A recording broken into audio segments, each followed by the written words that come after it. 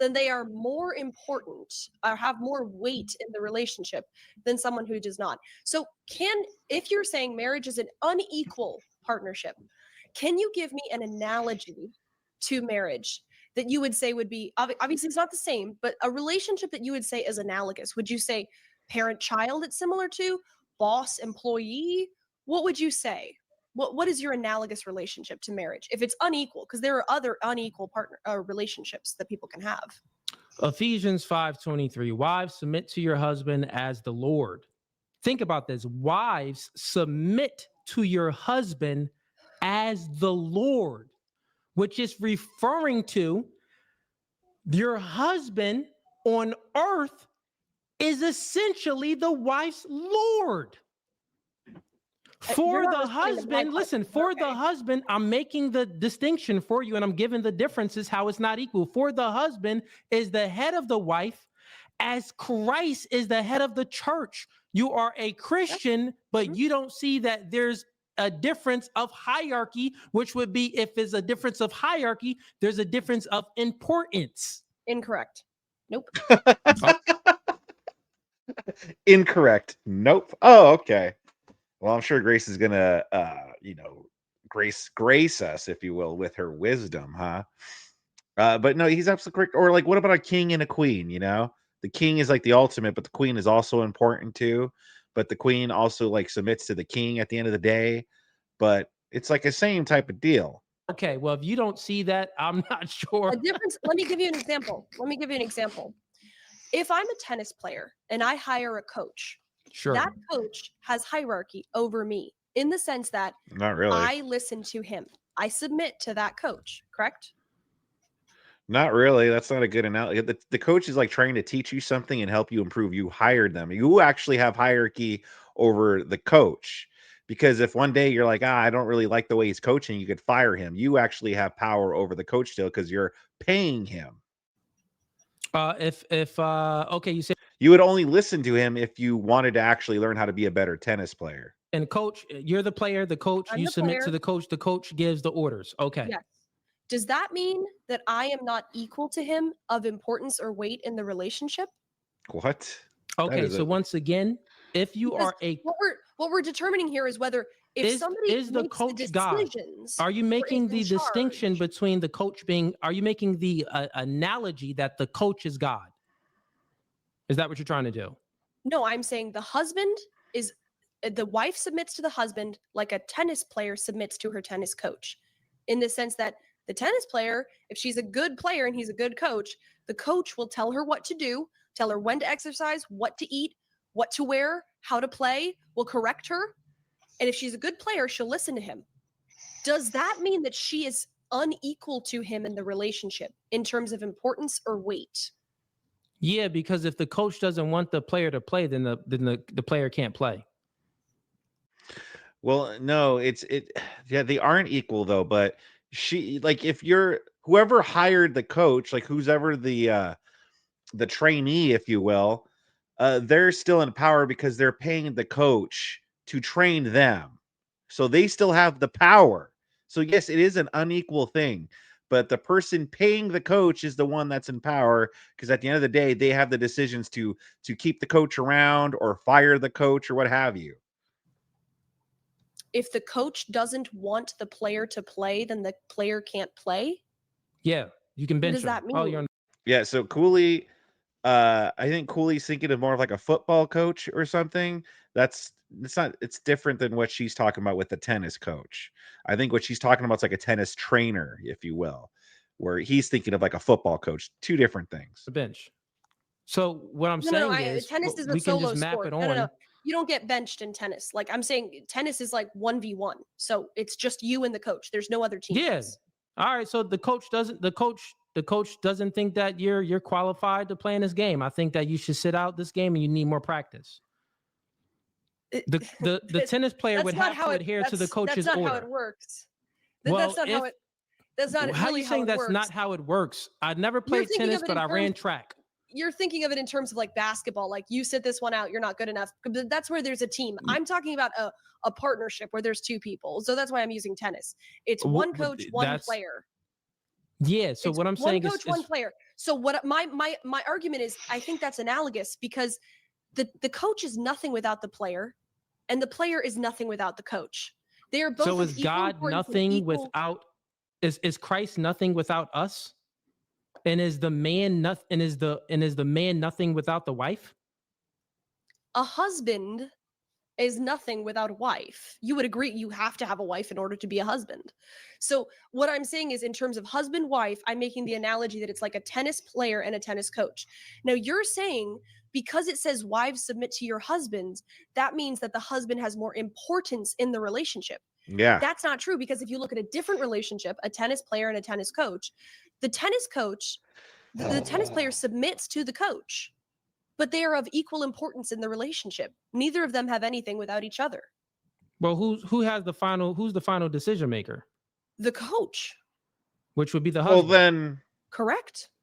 Okay. So if the coach and the husband makes the final decision, then it is not equal because, like I said before, if the coach says you're not playing today, if the husband says, sit down, woman, and cook me some food, hey, you got to adhere to it. We make the man makes the final decision, the coach makes the final decision. Therefore, it is not equal. You But are proving my points why would right that with make your it own unequal? arguments. Why does decision making mean unequal? Because you can't if the wife mean has it's to not submit. You mean it's not the same. You mean it's not the No, same. it isn't equal. It's not the same, but it's Okay, equal. so I'll It's say not this: the same. Can the wife here's how it's not equal? Can the wife say does can the wife have the does the wife ever have the final say if she's being submissive? No, not unless he wants her to. Therefore, right, not unless the husband wants the wife to have the final say, which means that the wife would always have to appeal to the husband, which creates a hierarchy of it is not the same importance. It is not equal. No, those are just different roles. Decision, leading and following are just two sides of the same coin. They're different roles. One guy's the decision maker, the other follows the decisions. That doesn't mean that That's that means there's a hierarchy. What? So if the wife isn't making the decisions, like if the wife's making decisions but the husband doesn't have to follow, then it's not an equal relationship. Okay? It's not equal. Doesn't mean that the wives aren't important though. These like modern day like brainwashed like feminists, like we all grew up in this, you know, but that doesn't mean that wives aren't important. They seem to conflate that well because we're saying that they're not equal roles that therefore the wife's not important. No, the wife is important, but all we're saying is that the husband is like the leader. He's the head of the household. That's what he's called. That's why he's called the head of the household. It's because he's the main the decision maker and such. And so the wives submit to that and stuff. Doesn't mean that wives like aren't valuable, aren't needed. It doesn't mean any of that stuff. But modern day feminists, they seem to think that that means the same thing. And you have people like Grace over here that try to cope and say, "Oh, actually, no, it is equal." they're unequal. What is a leader without a follower? Just like what is a follower without a leader? Well, They're equally important. And so being, my other point is, wait, let me just make my other point. Okay, Let me make you my can make your point. other point. If a man tells his wife what to do and she doesn't listen, or she subterfuges it, she drags her feet, she doesn't go along supportively, she can ruin his life just as much as he can ruin her life by making a bad decision. They are equally important. Yeah, what? I agree that they can ruin each other's lives. They can cause some struggles, some differences, some But can they do it equally? emotional turmoil. They Can they can do it they equally can though? disrupt. Let me finish, right? Okay. I see what you're saying. The husband and a wife, if they don't adhere to their duties, yeah, it would cause some disruption in the relationship. True. That would happen if the wife isn't submitting to the husband, then obviously is going to be causing some problems. She's not going to be getting sex. She's not going to be doing her duties as far as being submissive and following his lead. It's going to cause problems in the relationship. Mm-hmm. The difference is when we look at the extreme examples, And the reason why you have to map it onto extreme examples is to point out the differences, the distinctions that shows that it's actually, in fact, not equal under your terms of being same importance, same value, and same weight. Because if the man stops doing his duty, which is protecting and providing, the effects of that is outweighs it outweighs the effects if the woman stops doing her duties, because his duty is to protect. So if we look at it as a extreme example, if the family's life is in jeopardy, there's a bang at the door, an intruder. If the man doesn't go down there with his gun to protect the family, it's a 100% guarantee that they're going to die if the man doesn't adhere to his duty. Right. Well, it's not a But if guarantee, but okay, that's an extreme example. Okay.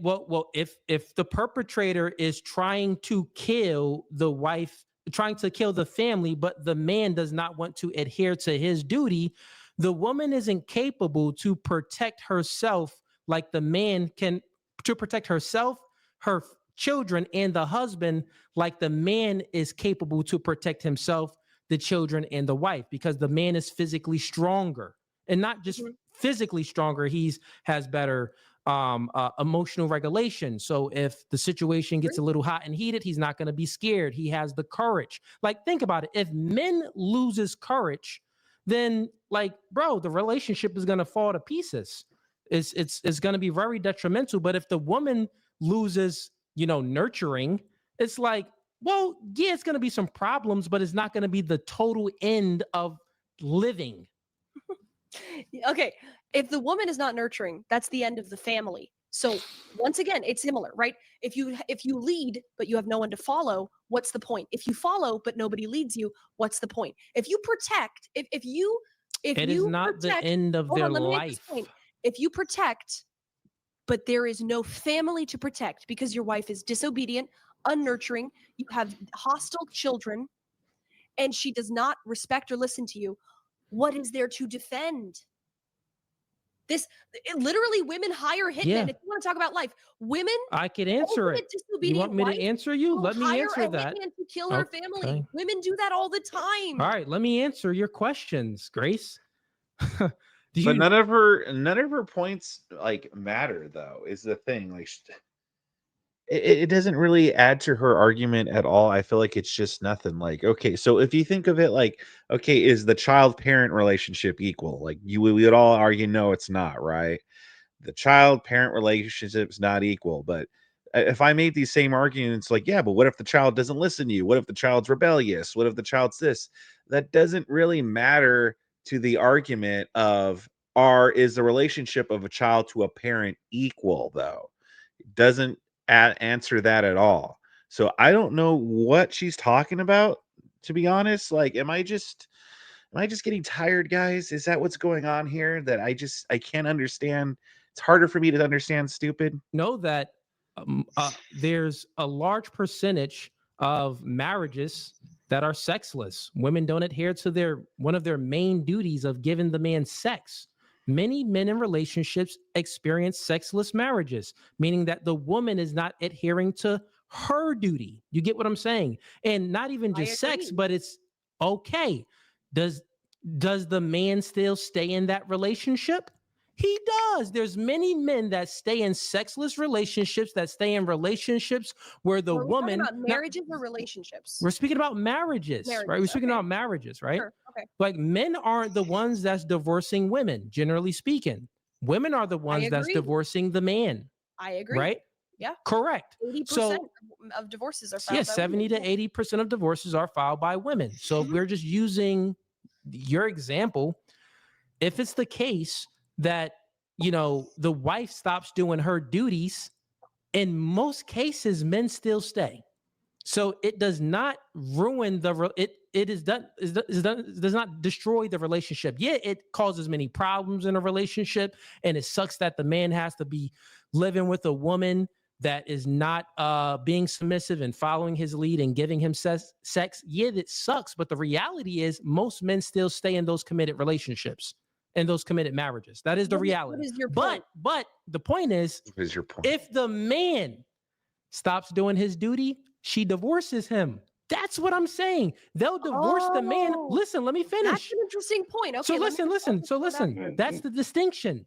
Women initiate these divorces for many cases if the man, and this is why I'm saying that is more detrimental to the relation, to the marriage, if the man doesn't do his duty, because the woman is just like, she's in her feelings, she leaves. If the woman stops doing her duties, many men stay. I don't want them to stay. It's like, man, you a sucker, staying, you a simp, but they still stay. That's the reality of the world. So here's what here's what I'll say in regards to this though. Mhm. So if we're looking at a scenario where the wife is not adhering to her duties, right? I'm sorry, if we're speaking about the man, if the man is not adhering to his duties, and it can be like, say, if it's even statistics that shows that if the man loses his job, that is a predictor for that's a predictor that it's a possibility that the woman is a probability that the woman could divorce the man. Like, the chances go up if he loses his job, if he experiences a pay decrease, if he you know, if the I get wife, the point. I get the point you're making. if the women wife fail, men stay. gets If more men money, fail, women leave.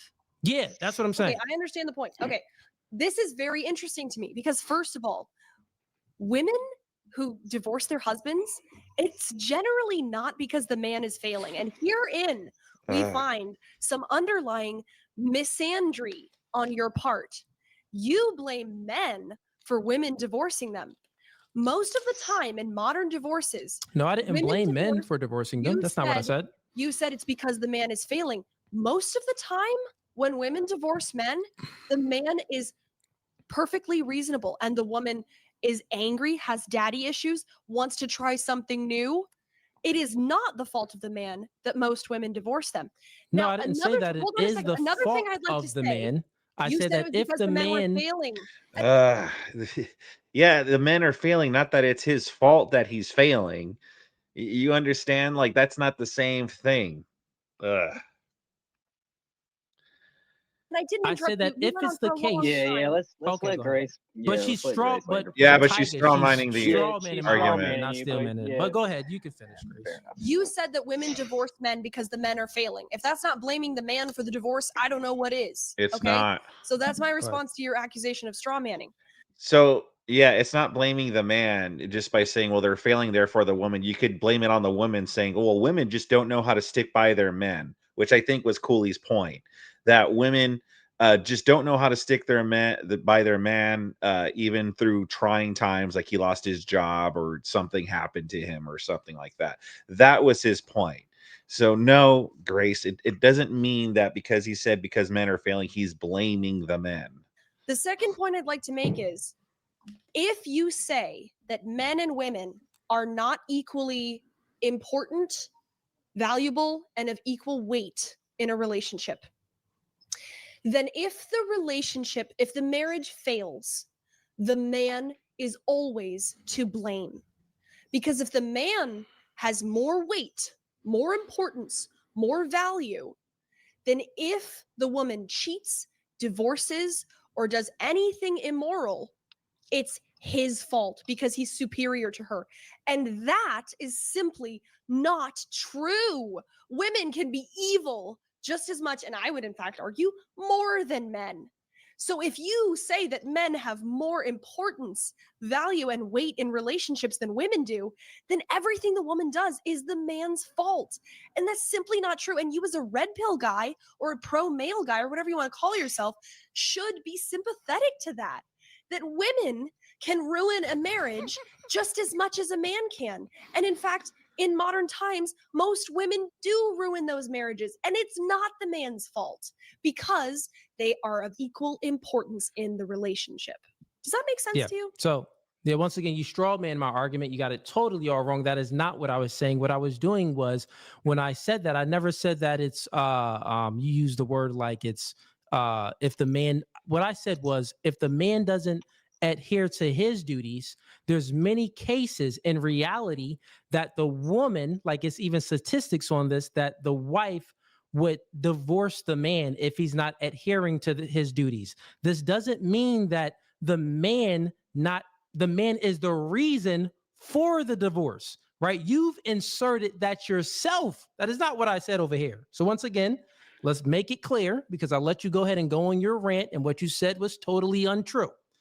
That is not the logical entailment to my argument. The logical entailment to my argument is that if it's the case that the man does not adhere to his duties, which we can see, and we can see the negative effects when women, when they divorce the man and they make these reports. And a lot of the divorces, they say irreconcilable soluble differences, where the woman just, she's in her feelings and she divorces the man due to whatever, because she just she's not feeling him like that anymore, right? But there's many reasons that the wife would divorce the man due to financial reasons. This does not mean that it's the man's fault. This would still mean, under the context of religion, this would still mean that it's the woman. How it's through death, do its part.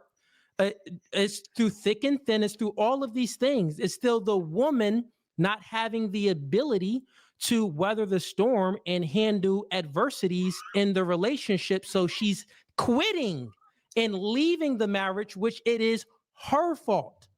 That's what I'm saying. Yeah. So pretty much what I said, that's what he was saying, that she pretty much totally misunderstood. Oh my goodness. Like this, I don't know how much longer I could take Grace Thorp debates. It's like you try to talk to this woman and she just, either she really doesn't understand what's trying to be said, or she really doesn't understand. But it's the same thing with all these, like, when women try to debate the whole, like, what's about following the husband in marriage and such. It's like they try to always cope and pretend like, no, actually they're equal. But it's like, no, it says in the Bible, it's like you have to submit to your husband. It doesn't mean that like you allow him to treat you like shit or something like that. But he's the leader in the relationship, and it is the man's job. It is his duty to be a good leader, the good head of the household. But it's also the wife's job to be the mother, the mother to the children, and a good wife to the husband, and submit to the husband. That's what their roles are. It's just like, think of anything else. It's like it's like let's take a boss at a job or something. It's like the employee, and part of being a good employee is make sure you listen to your boss. However, it's also the job of the boss to make sure that they're a good and fair boss. And they're not equal. You wouldn't say that they're equal relationships. They're not. It's like, it's your boss. There is a hierarchy. There's your boss and there's the employee. It's the same thing like with marriage. I wouldn't call a wife an employee. The wife is a very important role, but it's not an equal relationship. But that was Cooley versus Grace Thorpe. What did you guys think about it? Leave a comment in the comment section down below. Subscribe to my channel if you enjoyed this. If you want to see more of this debate, I have the full video down in the description down below. Also, go ahead and subscribe to the No Fugazi podcast. He does good work over there. And I have more debates just like this one, playlists on the screen that I think you'll enjoy.